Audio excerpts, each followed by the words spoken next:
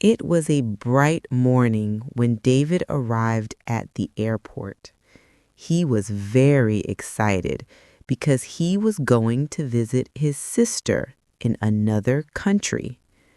This was his first time traveling by plane, so everything felt new and a little scary.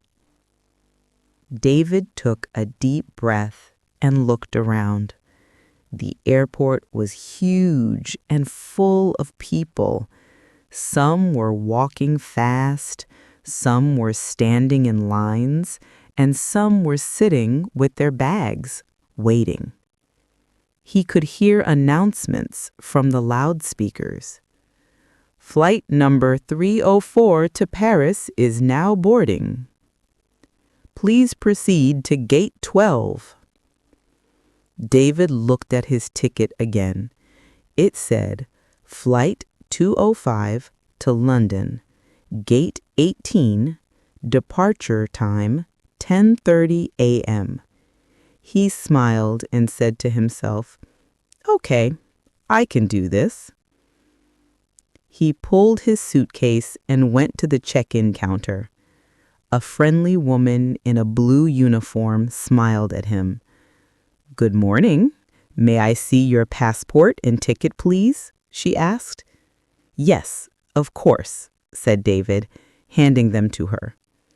The woman typed something on her computer and said, "Do you have any bags to check in?" "Yes, just this one," said David, pointing to his big suitcase. She put a tag on his bag and placed it on the moving belt. "Your bag is checked in," she said kindly. "Here is your boarding pass. Your flight leaves from gate 18. Boarding starts at 10. David thanked her and smiled. He felt more confident now. Next, he went to the security check area. There was a long line, and everyone had to show their passport and ticket again. When it was his turn, the officer said, "Please put your bag, phone, and keys in the tray." David did as he was told. Then he walked through a metal detector. It made a loud beep sound. The officer smiled and said, "Please step back. Do you have anything metal in your pockets?" David laughed nervously and said, "Oh, my belt." He took it off and tried again. This time, the machine was silent. The officer nodded. "You're good to go." David said thank you and walked on. After security, David entered the departure area. There were many shops, restaurants, and people speaking different languages. He saw a big sign that said duty free. He didn't know what that meant, but he liked how it sounded. He went inside and saw perfumes, chocolates, and watches. Everything looked nice, but also expensive. He smiled and said to himself, "Maybe next time." Feeling hungry, he decided to get some breakfast. He saw a small cafe called Sky Coffee. He ordered a sandwich and an orange juice. The cashier said, "That will be $10. David gave her a $20 bill. She gave him his change and said, "Have a nice flight." "Thank you," he said. David sat near a big window where he could see the airplanes outside. They looked so big. He watched as one of them took off. The sound was loud, but exciting. He imagined himself sitting inside a plane like that very soon. After eating, he checked the big electronic board that showed flight information. He found his flight, Flight 205, On time, gate 18. He still had some time before boarding, so he decided to walk around. He went to a bookstore and looked at some magazines. He bought one about travel and another about photography, which was his hobby. Then he walked to gate 18 and sat down. Many people were waiting there too. Families, business people, and students. A woman sitting next to him smiled and said, "Are you going to London too?" I said, "Yes," smiling back. "It's my first time flying." "Oh, really?" "Don't worry," she said kindly. "It's not scary at all. You'll love it once the plane takes off." A few minutes later, a voice came from the speaker. "Attention, please. Flight 205 to London is now boarding. Passengers in Group A may board first." David checked his ticket. It said Group B. He waited patiently as people started lining up. When it was his turn, he showed his boarding pass and passport to the flight attendant. "Welcome aboard," she said with a smile. He walked through the tunnel and entered the airplane. It was even bigger inside than he expected.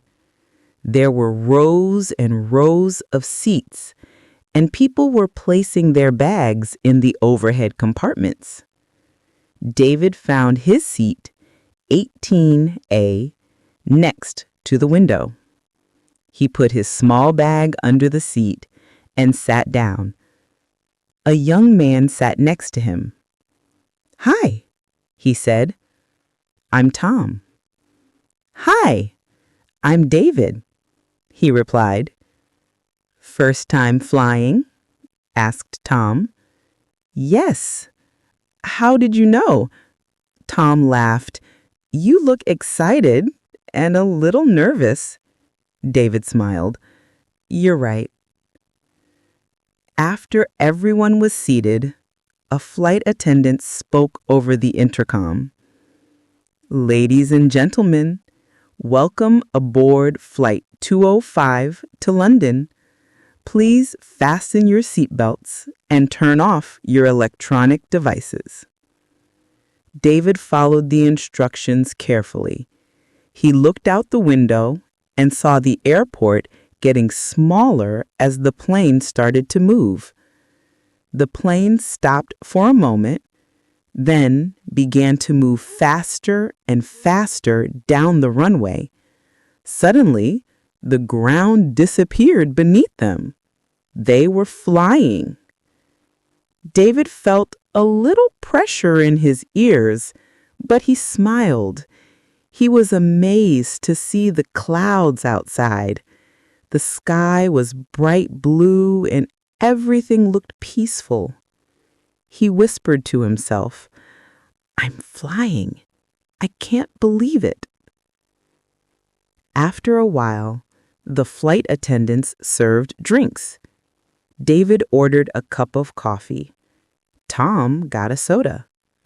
They talked about travel and photography. David said, "I want to take pictures of London's famous places, Big Ben, the London Eye, and the River Thames." Tom said, "You'll love it there. The city is full of history and life." 2 hours later, the captain announced, "Ladies and gentlemen, we will begin our descent into London in about 20 minutes. Please fasten your seatbelts." David looked out the window again and saw the city below, tiny houses, cars, and green fields. He felt excited and proud. He had done it, his first flight. When the plane landed, everyone clapped softly. David smiled and said, "That was amazing." Tom said, "Welcome to London, my friend." David followed the signs to baggage claim. He waited by the moving belt until he saw his suitcase. He picked it up and walked towards the exit. Outside, he saw his sister waving at him. "David!" she shouted. He ran to her and gave her a big hug. "You made it," she said. "Yes," David said, smiling. "I'm finally here." As they walked out together, David looked back at the airport. He thought about his day. The check-in, the security, the shops, the flight. Everything had been new, but now he knew he could do it. He was ready for more adventures in the future.